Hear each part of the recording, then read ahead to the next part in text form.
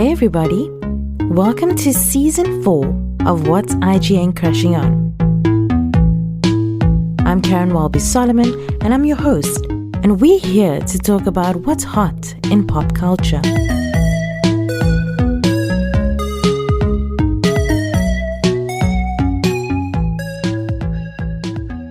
Welcome to episode 13 of What's IGN Crashing On. Today's episode is brought to you by Syntech. Syntech is a technology company that sources and distributes industry-leading products and brands from around the world. Today on the show, we have a special guest. Welcome, Nikki Lincoln. Welcome, Nikki Lincoln, to the show. Hi. So excited to be here. And we are also joined with our regular homie, Leanne. Say hi, Leanne. Hi, how's it going? It's going good. So Nikki is very well known on the social media streets, but just to introduce her, she's a content creator, blogger, fashionista, a lot of things, and podcaster. So Nikki, tell us more about your podcast, Skinne Bekke. Thank you. I'm saying that, Nick. Two friends and I started a podcast this year, very much on the fly. It's called the Skinne Bekke Podcast. And we really, Caryn, I have spoken to you about wanting to start a podcast for donkey's days. And we just decided, we don't really have a plan. We don't know what our niche is going to be, but we have all these things that we want to talk about that we feel like women in their 30s would really relate to. So we just started and we've finished recording our first season. I think our last episode goes up on Monday, which is very exciting. But in the process, it's kind of become this voice of colored women in their 30s, which is a very specific niche. But I feel like there is so much to unpack. And yeah, I'm very happy and very excited with how it's grown and the response we've gotten. It's cool to have this small slice of the internet where we can talk about topics that are so relatable. Yeah. So tell us about some of the topics that you guys have discussed so far. So far, we've covered a lot of dating stuff, which is not really my favorite topic because I'm not in the dating scene. But one of our episodes was around dating when you're divorced, especially for Muslim women. And it was so interesting to listen to because two of my co-hosts, Shahina and Nabila, are both single. Nabila is a single mom and Shahina is divorced, but she doesn't have kids. And we had a guest on who's also a single mom. And it was just so fascinating to see because we're talking about something that, again, is maybe quite a niche audience when you're in your 30s and you're Muslim and you're recently divorced. But a lot of the stuff that came through was so relatable for so many other women who weren't Muslim but were single. So we talk about dating quite a bit. We also talk about I feel like, perhaps under the umbrella of issues that are specific to colored women, like our relationships with our mothers, our relationships with mental health. We had one episode that we spoke about the Hello Darling saga. That was also very interesting and ended up being more of a discussion around the role that influencers play in creating brand authority and how important it is to listen to people who are actually an authority, because sometimes you think this person has 30,000 followers on Instagram, they must know what they're talking about. But in fact, they really have no business recommending things like skincare and holidays, and they haven't really done the due diligence that someone should do when recommending a brand to so many people.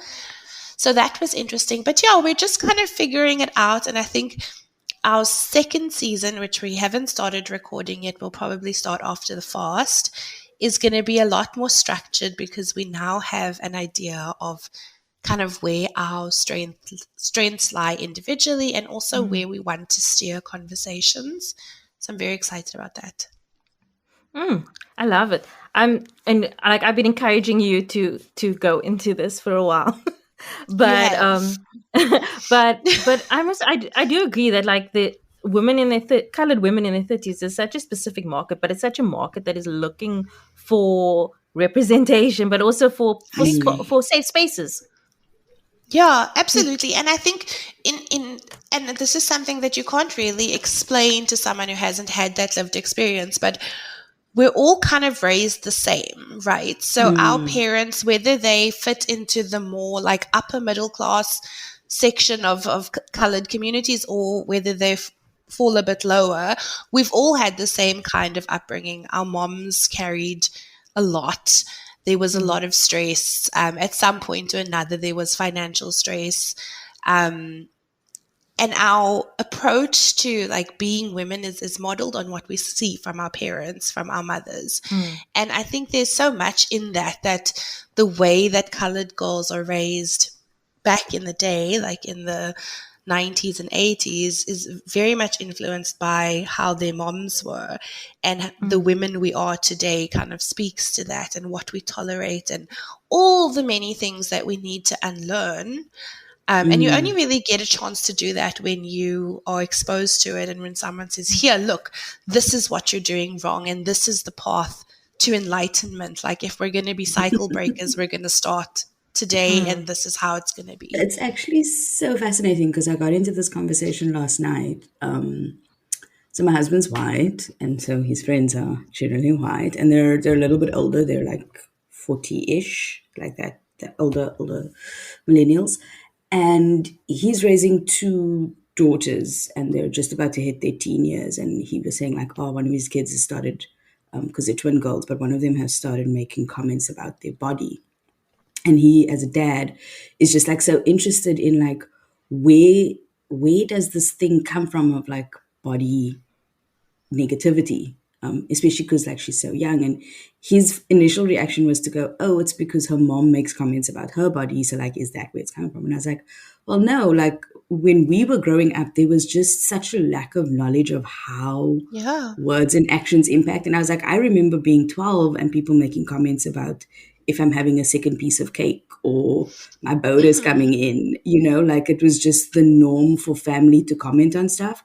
And it's only now that we're as a society, I think, becoming more aware of what's toxic and what's harmful, that we're starting to unlearn those things. But it is such a weird space, just the journey people in their 30s would have traveled in terms of like being in a time where media was at its most toxic and where people were at its most toxic, coming into this period of like unlearning and whatever. So it is just such an interesting space to occupy as a generation in time as we try to unlearn stuff.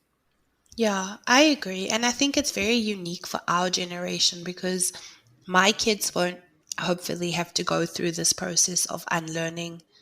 So I don't know, I'm really hopeful that the generation of children that are being raised now in the colored community, not as a blanket rule, but hopefully just even if it's a percentage, are being raised in a way that fosters that kind of self-awareness that we weren't really afforded.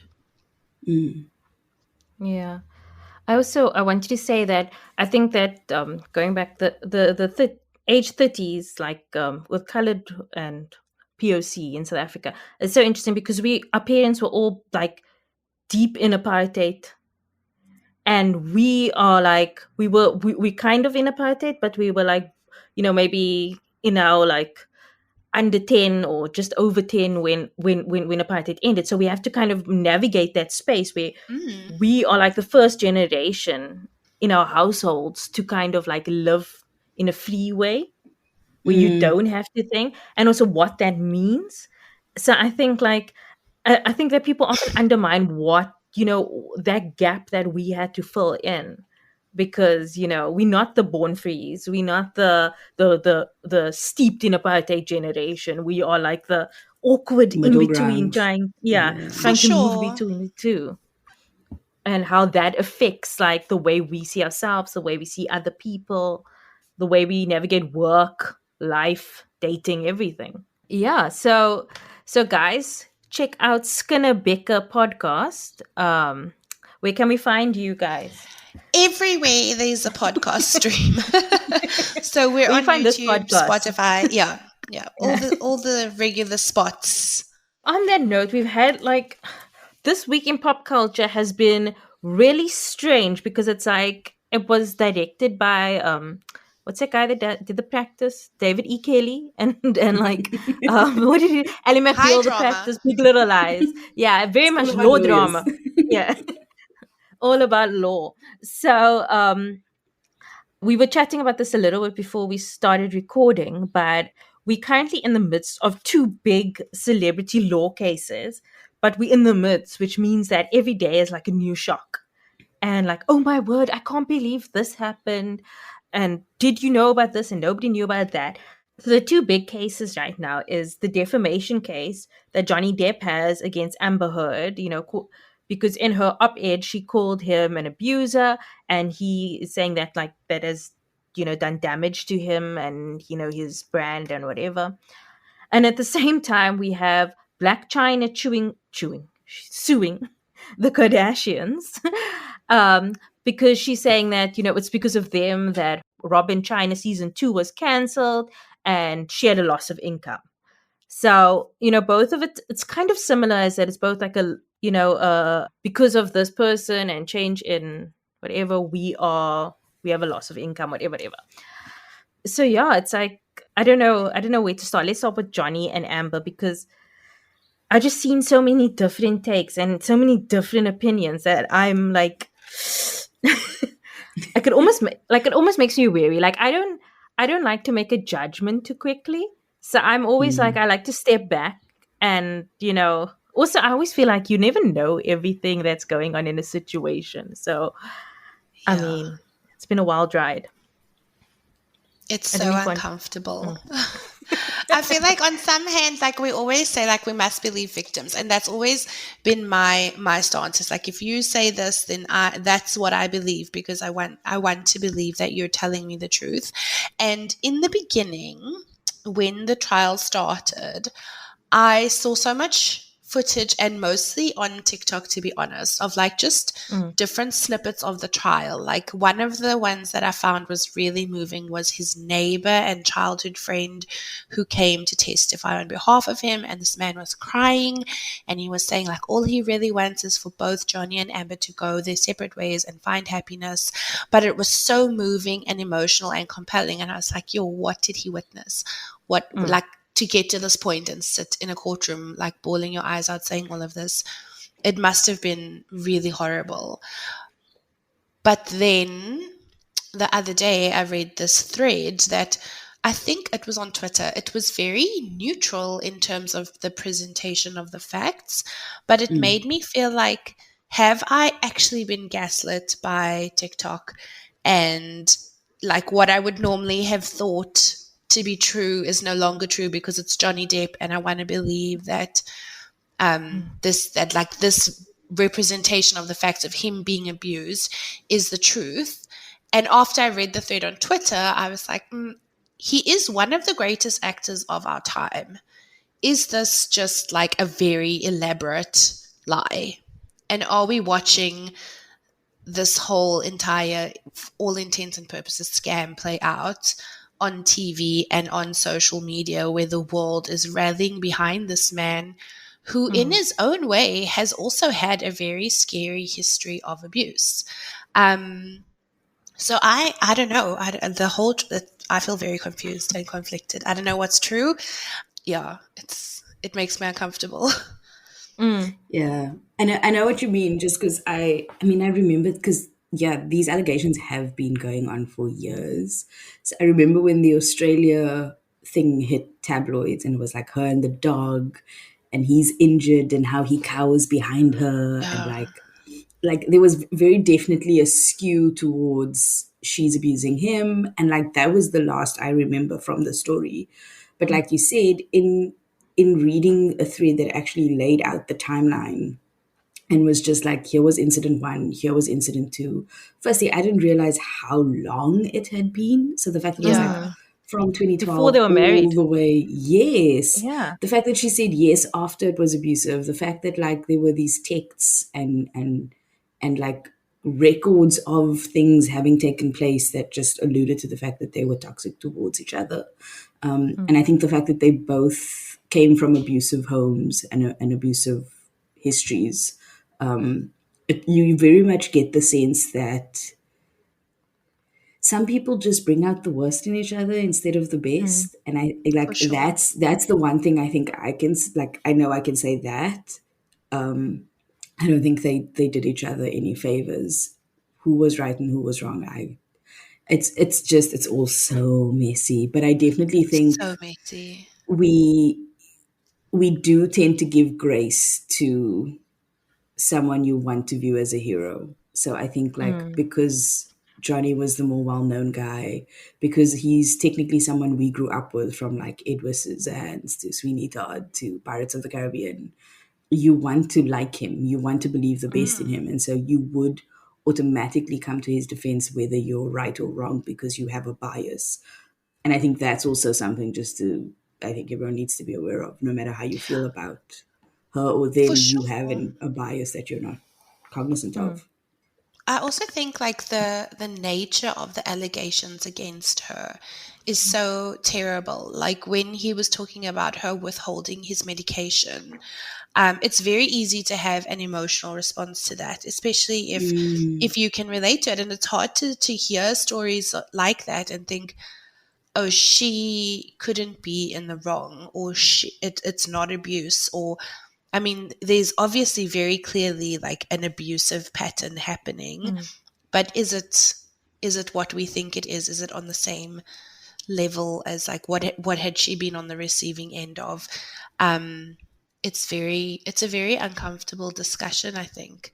I also think with Johnny Depp being like this, like you say, this person that we've kind of been raised with through all the many films throughout the years, you really do want to believe that he's not lying, that it is actually the way that it's been presented. Yeah. Yeah. I think for me, the most shocking part, sorry, Caryn, the most shocking part is like the reference of Paul Bettany. And I was just like, because I wanted to like you. Yeah. You were vision. We like you. But then you see the text and you're like, why is this guy's name cropping up all the time? Like, how complicit were you in all of this is just, yeah, I think it's going to be interesting as the trial continues and who else ends up coming to the fore in terms of being around. For sure. I just wanted to say that I think in life we accustomed to always there has to be a hero and a villain, but life is not that clear. The heroes have traces of villainy, the villains have traces of heroics. Everybody has a good and bad side.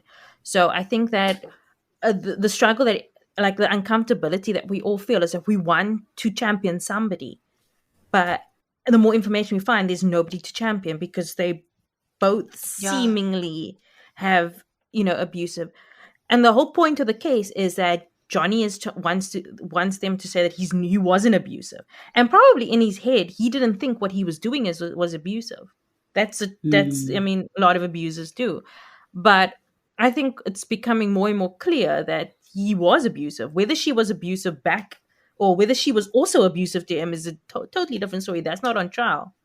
What's on trial is whether he was abusive, so that that's the defamation case. And I mean, as I said, I try to withhold judgment, but like the more I'm listening, the more I'm seeing that this seems like it's not going to work out. And I think for him, the best strategy is, you can see I watch a lot of law shows. The best strategy is to get the public sympathy, to the public and the jury. I mean, it's American court, so the jury, people like him. Getting them on his side is what he needs to do, because the facts are showing that he definitely, he's reasoning whatever, but he definitely abused her too. Yeah. So I think that's a strategy on his part, and it's working, because I've seen all the TikToks and the tweets that are very strangely constructed, being like, It's super skewed in like you his can see, direction. yeah, Yeah. justice for Johnny hashtags and Yeah. Yeah, all the fan accounts. I also think like it's so fascinating. So I think Nikki, you alluded to it earlier. Like it's very tricky in these situations because you want to go, I believe, victims. But if you're trying to decide who the victim is, it gets a little bit blurry.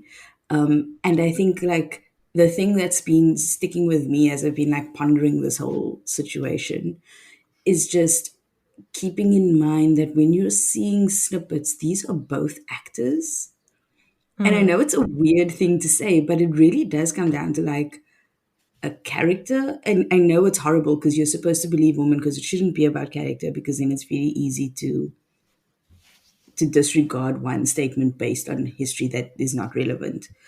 But it really does, in situations like this, boil down to which character you're going to buy into, who's more believable, who comes across as most trustworthy. And I think like when you realize that, and then you see them on the stand and you see the snippets and you see how things get taken out of context, you see how it actually doesn't become about the facts. It comes about trying to be the most likable or trying to be the most believable. And it's just like, that's a whole other thing. But like, it's why as just a commoner watching everything unfold, it's so tricky to know where to draw a line. It's true. And I think like something that hasn't been that discussed in the public space is the substance abuse side of it, because you can't ignore that Johnny is a raging drug addict and alcoholic, and someone who has had that history during the period of abuse we're talking about. We can't expect clarity on his side in terms of recollection of events, because if you were high off your face on cocaine and drunk, how can we properly take your word of the events as the fact because you were inebriated? And secondly, like I think it also really skews not your actions, because I don't want to say like people who are addicts are more prone to be abusive, because that's not true, but it skews the reality of the situation. So you can say like you were not aggressive, but you can only speak from your point of view because you were also high. So your ability to properly judge situations is deeply flawed. And that's something that I think as the public, we should also take into consideration, because it isn't being profiled that much in the media. But his substance abuse, I mean, could have contributed, perhaps. I don't know. That's something for a psychologist to say, but definitely would have skewed his ability to recollect things accurately, in my opinion. I find it so funny how like normalized we are to like, because we do gloss over the drugs and alcohol. We're just like, yeah, that's normal, right? Like they're Yeah, no, stars. it's We're fine. You just expecting did it. like a whole brick of cocaine and drank 3 Sure. bottles of whiskey. We'll take your word for it. Must be Yeah, the like we're just truth. like, yeah, that's a normal thing that people do, right? Like we're just like so normalized to stuff, and you actually forget to take it into account. Yeah. Yeah, it is. I was going to like segue onto Blac Chyna and the Kardashians, but that trial is just as messy. So I don't know if Sure. anybody has any comment on that, other than the fact that, did you see Blac Chyna says that she tried to choke Rob with a telephone cord as a joke? What? Oh no, and the gun. The thing she said about Yeah, the and she, had, gun. and she was hanging. That was part of the game they were playing. She was like, if he leaves me, I'll kill him. Ha ha ha ha. It was a joke. I was like, And he knew it was a Who joke. makes this kind of jokes? That's crazy. Now, I have just one thing to say, and that is around the revenge porn side of it. I think it was yesterday that I was reading she left the courtroom in tears because the Kardashians' lawyer had a folder of her nudes that he presented to her while she was on the stand. And I think like of the many things happening in this trial, and there's so much that I haven't even really read about, I find the way that the Kardashians are acting like Rob didn't do something incredibly disgusting, and I mean, it is a form of abuse as well. It's just so sad. Like, it's just being glossed over to the point where, like, a whole lever arch file is given over as evidence in a case. Yeah, it's crazy. I don't think, though, like, in my opinion, I don't see her really winning this lawsuit, because I don't think, not that it's not what happened, but I don't see how she can prove that they had a a hand to play in cancelling Blac Chyna. It was a really shitty show. Like, it was really boring. And the ratings reflect the truth. It was so bad. I didn't watch it. I was like, I didn't even know it had more I watched than like what the it was first supposed 4 to. episodes. Yeah. It was I not think good. like something like that is like what would be good on paper. Like it'd probably be so messy. It's like I watched Caitlyn Jenner's show as well, and I also found it boring. Horrible. So boring. So boring. I was like, there's something about the Kardashians why they work, but their peripherals, like even the what is Kim's friend, the PR guy? He also had his own show. That Jonathan guy. Yeah, Oh, I can't Jonathan. stand him. Also boring. Like it's their shows are the ones that work because they are the selling point. And I don't think that should be taken for granted as well. I think when people dismiss the Kardashians, they often act like, you know, they just by luck became famous. I'm like, there's something about them that pulls in audiences, that makes you want to watch. I mean, so many other people have had reality shows, but none have been as For like, this you know, long. and Yeah. sucked in people the way they have. And Yeah. I think that. So yeah, shame, poor Robin. I Chyna. also think that they're so natural. Like they, even though a lot of their show is probably scripted, that it doesn't feel scripted when you're watching it. Like it's very easy to get sucked into the drama of it because it feels like you're watching like through a secret camera in someone's house. Whereas the peripheral shows, like with Blac Chyna and Caitlyn Jenner and any of the others, it feels forced. It feels scripted. It doesn't have that like natural, like we're witnessing someone's life. It feels like this is performative and you're just putting on a big show because the cameras are there, like highly dramatized. Yeah. So also in other news, Lizzo recently released her own clothing line, which people have been like going crazy for. Like I've seen so many TikToks and tweets about it. So Nikki, I know you quite into the fashion world, and what do you think about this? Well, I am super excited. I went on the website yesterday I can't order anything yet because it's not payday for me yet, but I would like to order some stuff. And I think it's so nice. Like the designs are nice, but the response from people that I've seen on TikTok of people doing try-ons has made me so excited, because what I love about Lizzo is that she is obviously this body positive icon, and that's a concept that we can talk about for hours, but I love that she doesn't make a thing of it. Like she's not going like, I'm a body positive. She's just her. This is her body. This is how she dresses. And I mean, I always say to people, my body is the least interesting thing about me. Like, I don't want to ever stand on a soapbox and be like, I am X, Y, or Z. And in that way, perhaps I fit more into like the body neutral way of thinking. Lizzo's clothing line it's exciting, and I'm really glad that she did it, because for her to partner with Fabletics, I don't know if you guys have ever seen their stuff. They have really, really nice activewear.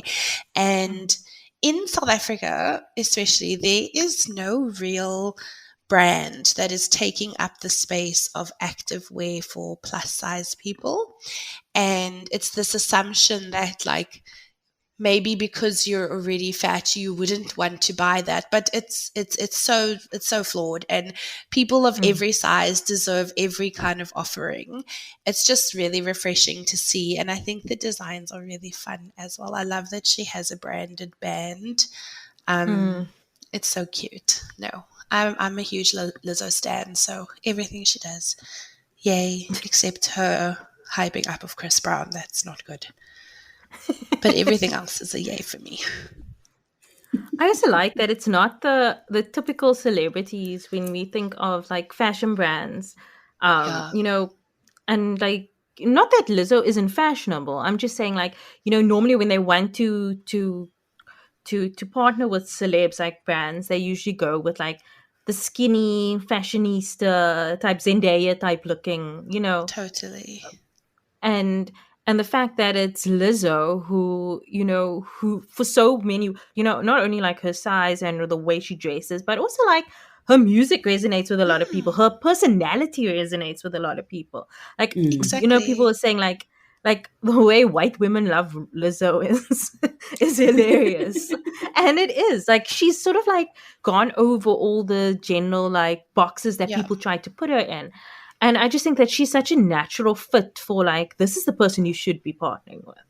I'm not that Zendaya's not. I love Zendaya. But I mean, like, it's just, she's different to think of. But I mean, she has been there, and she has been like, and so many people love her. And she's such a good person for people to partner with. And I'm glad that they're doing this, especially for something like Shapewear. Like, I mean, very much so. Like, very much. I always used to love. Sorry, Caryn. No, I was just going to say that it's just to partner with Fabletics as well, because often you see celebrities doing these like clothing launches, and it's with a company like Target or Nordstrom or some like big department store, and you just know like the quality is going to be average. I mean, look at all of the Kardashian. Kylie's entire like Skims has seemed to be okay, but this Kylie swim was horrific. But Fabletics they've been open for decades. They're an amazing brand. They make such great activewear. I've bought things from them. It's just nice because you're going to get something that, yes, it was designed by Lizzo, but it's being made by an industry leader, which I also think is sometimes something that's a bit lacking on these celebrity brand launches. Yeah, it's not just a quick buck scheme. It's actually something that's quality, that's worth putting your name to, and that's worth your fans investing in, type of thing. Totally. And I love the marketing shots she put out, and that it's like every different kind of body is represented. Yeah. Looks so fun. Oh, so happy for her, and I'm so happy for this. This is very exciting. So, Nikki, we're going to have to ask you the question we ask everybody, but okay, who is your first celebrity crush? So easy to answer, and I was so happy when I saw this question. It was Patrick Swayze. Which I know is like a little bit weird, but my sisters and I sneakily watched Dirty Dancing when I was very young. And I sometimes say it was a sexual awakening, but I don't know how true that is.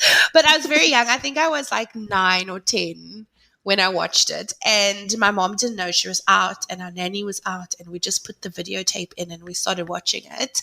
And I was like mesmerized by the dancing and the romance. And I think I had like the biggest stalk crush on Patrick Swayze after that for a very long time, like well into my teens.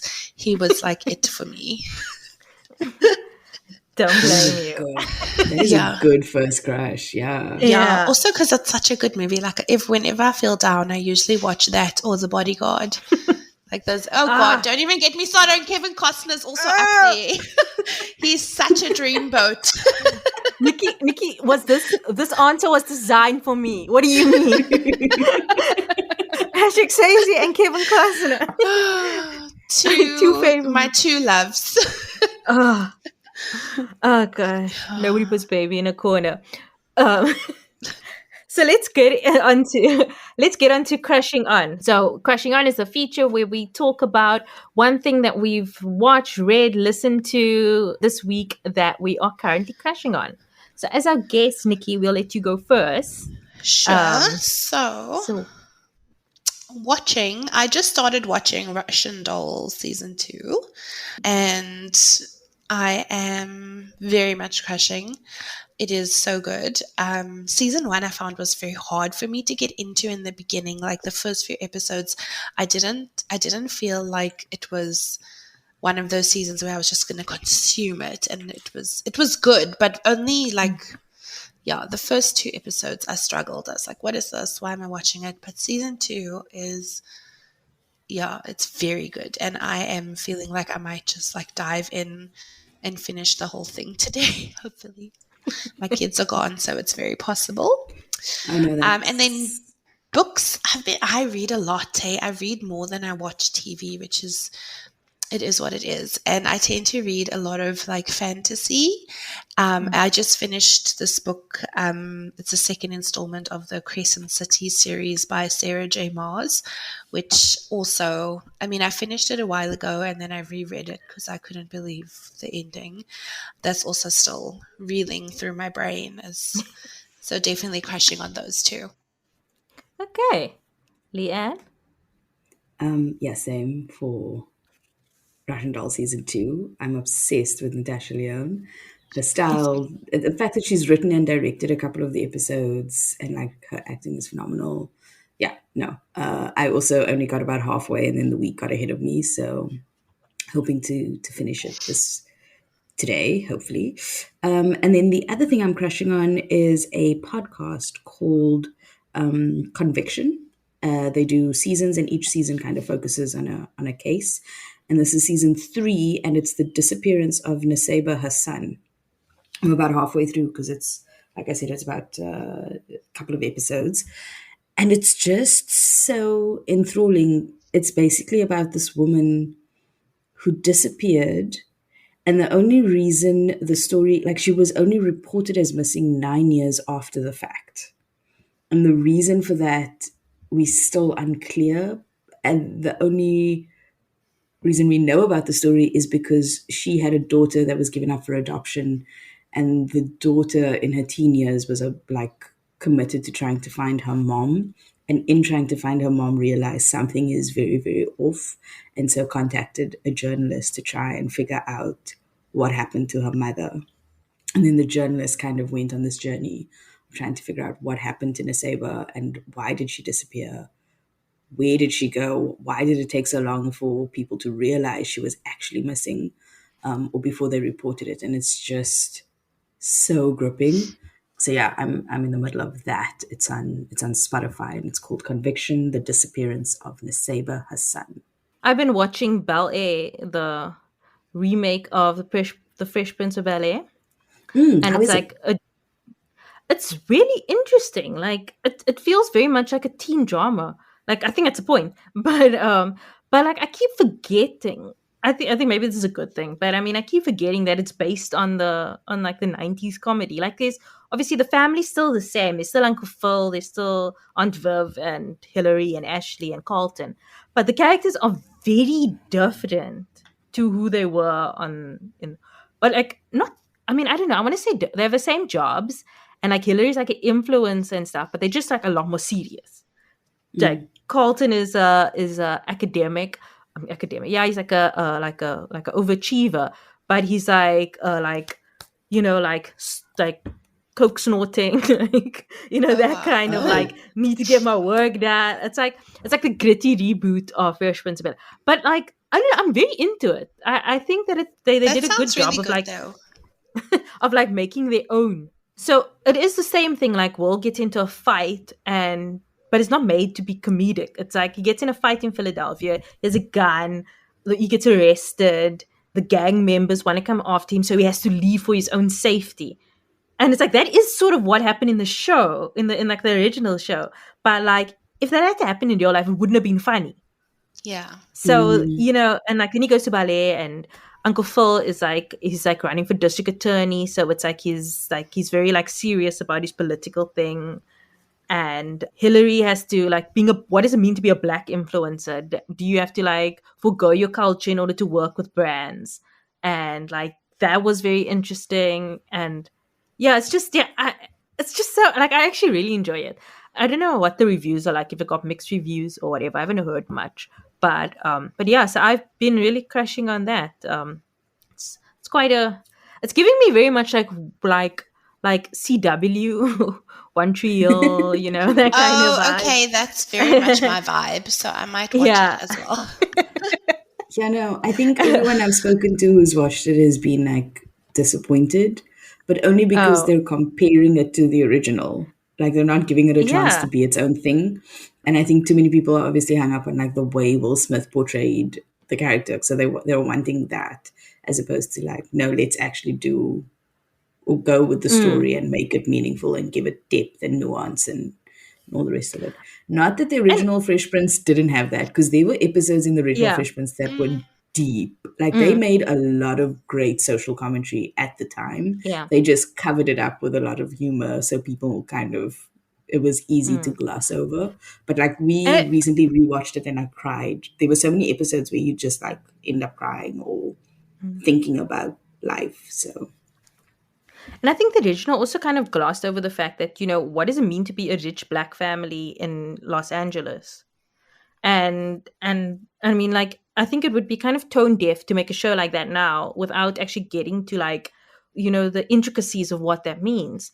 And if somebody coming from a poor neighborhood, like, to move to that. And I think the guy that plays Will has a similar energy to Will Smith. Like when he's charming and stuff, he has a kind of like silly goofiness, but he's just more serious because he's seen a lot and he's, he's in a difficult, like precarious position, like whatever. So, I enjoy it. I haven't finished the season yet, so I don't know as it goes on, but it's been renewed for a second season. So it has to have done pretty okay. But yeah, that's my vibe. So thank you, Nikki, so much for joining us. This was a lovely chat. And thank you, everybody, for listening. We'll be back next week again. Today's episode is brought to you by Syntech. Syntech is a technology company that sources and distributes industry-leading products and brands from around the world. Me, you can find at Caryn Welby on Instagram, at Caryn Welbys with an S on Twitter, and sign up for my newsletter, Wildest Dreams, at wildestdreams.substack.com. The podcast can be found at Crushing on Pod on Twitter, Instagram, Facebook, and TikTok. You can find us at What's IGN Crushing On YouTube, and you can find more information about this and all our other episodes on our website, crushingonpodcast.com. Send any feedback to mail@crushingonpodcast.com, and you can send us voice notes at +27 78362 2566. Join our Facebook group, Crushing On Club, where we chat about the show, celebrity news, recommendations, the whole shebang. The show is produced by me, Caryn, as well as Rebecca Barches and Leanne Phillipson. The show is edited by Rebecca Barches. Our logo was designed by Nuseiba Maroof, and the show was created in partnership with IGN Africa. If you like the show, tell everyone that you can, any way that you can. Keep up to date with episodes by subscribing to the show on Spotify, Apple Podcasts, or wherever you get your podcasts. Please rate and review the episodes on Apple Podcasts, as it helps others to find the show. We'll be back next week with another in-depth conversation with a pop culture lover. See you then.